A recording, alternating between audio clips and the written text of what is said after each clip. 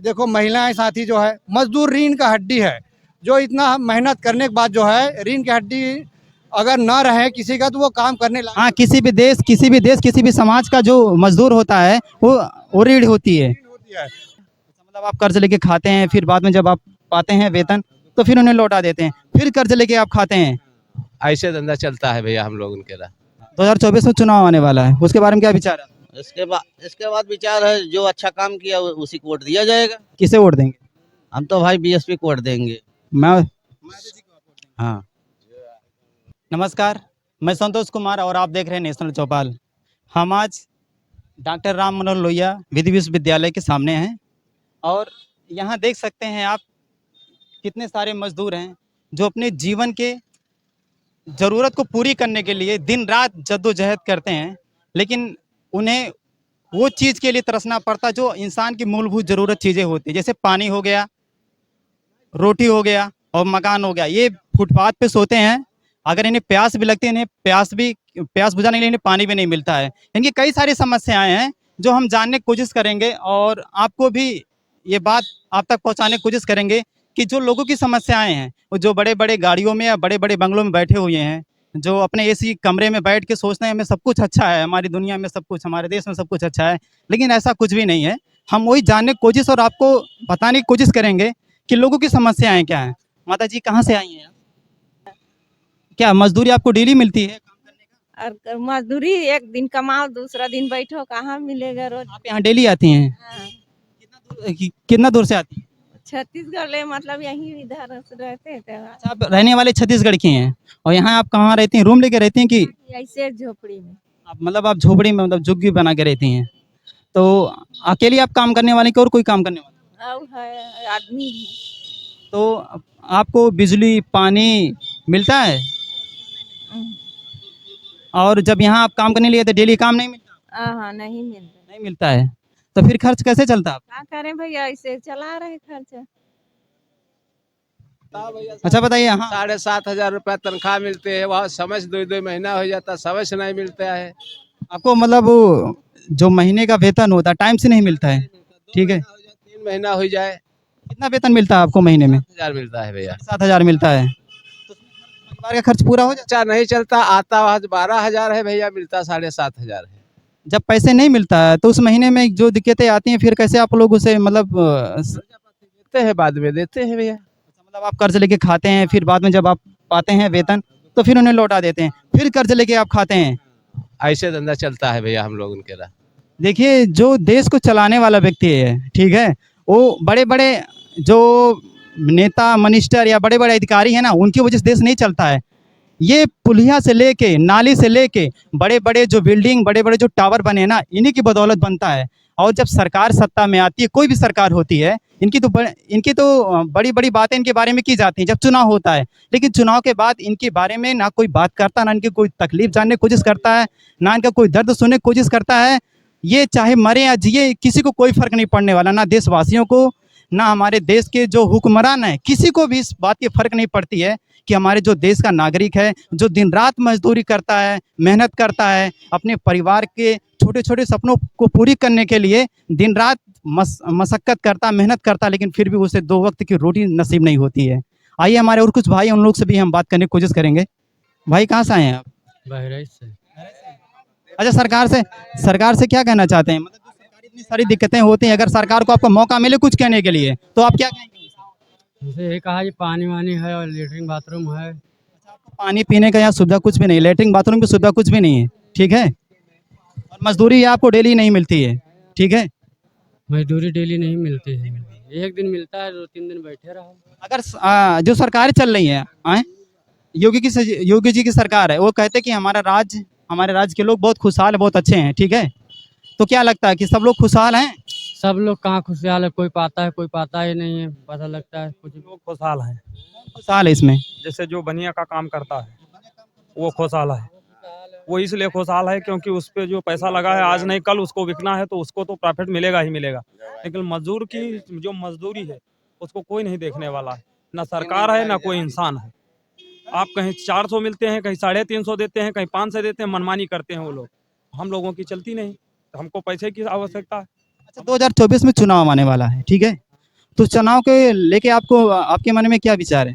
अरे हमारे मन में क्या है, हम अकेले कर क्या सकते हैं, ये तो आप अगर अकेले आप एक वोटर हैं, ठीक ना, आपकी भी एक जिम्मेदारी बनती है, तो आपके मुद्दे क्या होने चाहिए? सरकार जो मुद्दे उठाती है, जो योजनाएं लाती हैं, आप उसमें हैं कि नहीं है, ये बताइए। उसमें क्या है, हम लोगों का सरकार से कोई भी प्रॉफिट नहीं हुआ अभी तक। अभी तक नहीं पड़ा, तो जो चुनाव आएगा गाँव में जो हमारे यहाँ प्रधान है उन्होंने लैट्रिन भी नहीं दी, और बताइए क्या करें, और कॉलोनी मिली आपको? कुछ भी नहीं मिलता। कुछ भी नहीं मिली है, तो फिर जब चुनाव आएगा तो फिर आप किसे चुनेंगे? अरे अब हम किसे चुनेंगे, हमें जो अच्छा लगेगा उस टाइम पर हम उसको वोट देंगे, जो अच्छा प्रत्याशी होगा उसी हम वोट देंगे। अच्छा प्रत्याशी अगर जैसे कि लोग अच्छे चुनते हैं, फिर भी उसके बाद में वो बुरा हो जाए तो क्या करते हैं, कुछ भी कर नहीं सकते। एक बार बनाने के बाद हम उसको बिगाड़ तो सकते नहीं। आपने अखिलेश की सरकार देखी है, मायावती जी की सरकार देखी, योगी जी की सरकार देखी, अगर इस समय आपको अगर चुनना पड़े किसे चुनेंगे? इस समय हमें चुनना पड़े तो मान के चलिए इसमें भ्रष्टाचार गुंडा राज थोड़ा बहुत कम है ना, कि मायावती काल में शासन बहुत टाइट था। मायावती जी अच्छी हैं, मायावती भी अच्छी है, अखिलेश भी अच्छे हैं, योगी जी भी अच्छे हैं, हम बुरे किसी को नहीं कर सकते हैं। मतलब शासन किसका अच्छा था? शासन अपने अपने में सभी चला रहे हैं, सभी लोग अच्छा कर रहे हैं, वो समझते हैं हमारा शासन अच्छा, वो कहते हैं हमारा अच्छा, अब हमारे लिए तो सभी अच्छे हों, कोई भी अच्छा नहीं। चाचा जी आप कहाँ से आए हैं?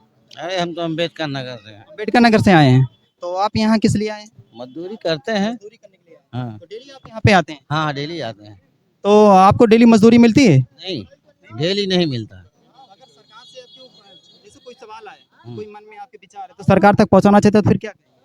अब क्या कहेंगे कि ऐसा है कि रोजी रोजगार अगर मिल जाए तो बढ़िया है। सरकार अगर रोजी रोटी कंपनी वंपनी लगा दे तो बढ़िया है, सभी लोगों को रोजगार मिल जाए, अच्छे से क्या कमाएं, अपने टाइम से कमाएं, खाएं, और इसके बाद घर जापन जाए। 2024 में चुनाव आने वाला है, उसके बारे में क्या विचार है? इसके बाद विचार है, जो अच्छा काम किया उसी को वोट दिया जाएगा। किसे वोट देंगे? हम तो भाई बीएसपी को वोट देंगे। मैं हाँ हाँ, आप कुछ कहना चाहते हैं, बताइए। हमारा देखो,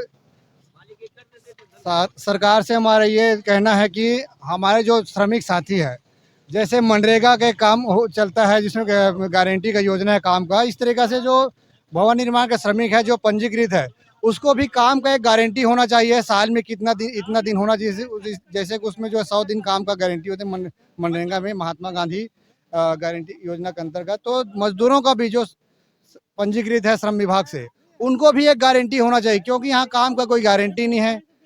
और ये आया 100 लोग आए, उसमें 30 लोग लगा, 70 लोग घर वापस चले जाते हैं। तो इस तरीक़े से जो है अपने घर परिवार किस तरीके से चला पाएंगे लोग जो है। तो सरकार से हमारा ये बहुत ही विनम्र निवेदन है कि जो श्रमिक पंजीकृत है उनको भी एक काम का गारंटी दे, इस तरीके से कोई योजना लाए, ताकि लोगों को सही से काम मिल पाए और उनका घर परिवार चल पाए।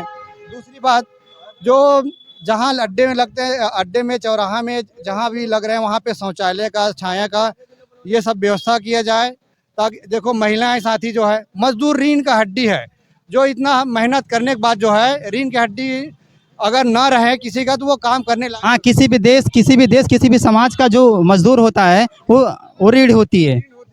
तो देश में इतने कड़ी मेहनत करने के बावजूद भी उनके लिए खड़े होने के लिए जगह नहीं है।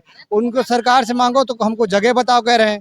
तो सरकार को देखो, ट्रेन चलाना हो, मेट्रो चलाना हो, तो उनको लिए जगह मिल गए हैं, लेकिन मजदूर मांग रहे हैं कि हमको, दिहाड़ी मजदूर संगठन मांग रहे हैं कि जहाँ लेबर अड्डे लगते हैं वहाँ चौराहे पे एक छाया होना चाहिए, पानी के सुविधा होना चाहिए, और मूलभूत सुविधा जैसे पेशाब है, टट्टी, शौचालय है, ये जो है। अब बहनाएं लोग आए हैं, अब बताओ कहाँ पेशाब करने जाएंगे? तो ये बहुत बड़ी मतलब दिक्कत है। मतलब ये सारी जो चीजें होती, इंसान की मूलभूत जरूरी चीज होती है, वो चाहे कोई व्यक्ति हो, वो ये प्रक्रिया से गुजरना पड़ता है, ठीक है, लेकिन सरकार उस पर भी ना कभी सोचती है, ना कभी आप लोग से बात करती है, ठीक है। तमाम जगह लोगों का शोषण भी होता है। आप बताइए क्या करें? मालिक लोग हैं, लाखों रुपए मार देते हैं। अच्छा, मजदूरी नहीं देते हैं? का मार देते हैं, कहेंगे काम खराब किया काम कराने के बाद। अच्छा, काम जब करा लेते हैं तो उसमें कमी निकाल के पैसा मारते हैं, कमी निकाल के सारे पैसे, मतलब 100 लाख मार दिया। और बोलो आप लोग विरोध नहीं करते हैं कुछ? क्या करें, हम लोग लड़ाई करें? बच्चे परिवार पालना है, उसके लिए लड़ाई झगड़ा नहीं कर सकते। वो लोग तो बड़े बड़े होते हैं, पढ़े लिखे होते हैं, कहते हैं कि हमारे देश को वही लोग चलाते हैं, विद्वान होते हैं। चलाते उलाते सब है, लेकिन हम लोगों का पैसा मार मार के चलाते, तो उससे फायदा क्या है? मिला जुला के सिर्फ उनकी विद्वान सिर्फ कहने के लिए होती है, कहने के लिए होते। बड़ा आदमी, बहुत बड़ा गुरु आदमी है वो।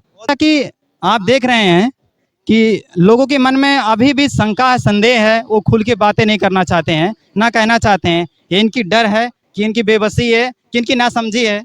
अब ये लोग जान सकते हैं। कमेंट बॉक्स में आप लिखिए और बताइए कि इस पे सुधार क्या किया जा सकता है मजदूरों के लिए। आपके मन में क्या उनकी संवेदनाएं हैं, क्या सोचते हैं। जय भीम, जय भारत। बहुजन विचारधारा को घर घर तक पहुंचाने के लिए हमारे YouTube चैनल को सब्सक्राइब करें, लाइक करें, कमेंट करें, शेयर करें और बेल आइकन की घंटी दबाना ना भूलें।